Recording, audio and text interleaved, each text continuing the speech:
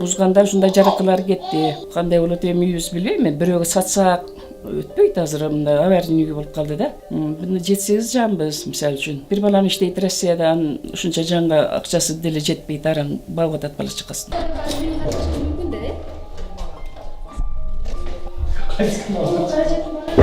Элдин ою жок.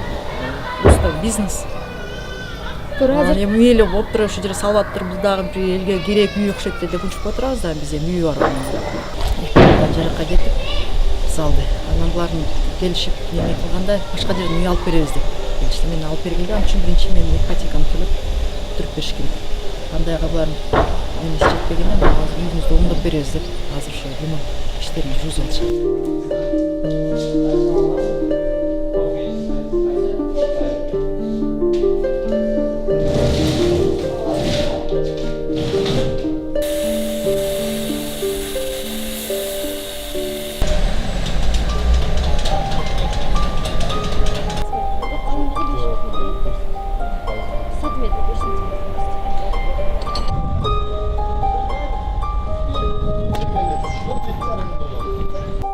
Öyle kalsam al kötü kaşıktım var. Atak vermeyeyim.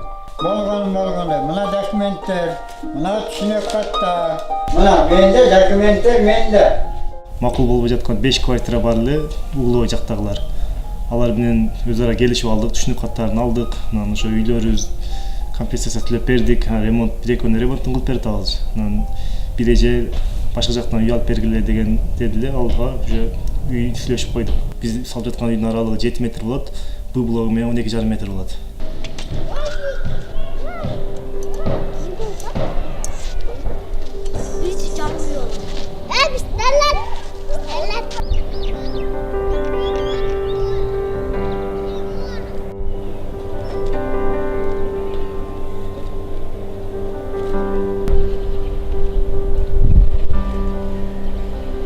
Altı watt batır karşı kalaganların bardığı salıversin de razıçılık verdi.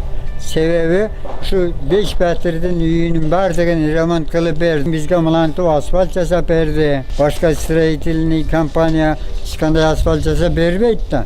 Ya o yerge deski plajatka kılıp tegizletip ekskavator men berdi. Yemi mına yerge vesetka kılıp berem dep atat. Alan keyin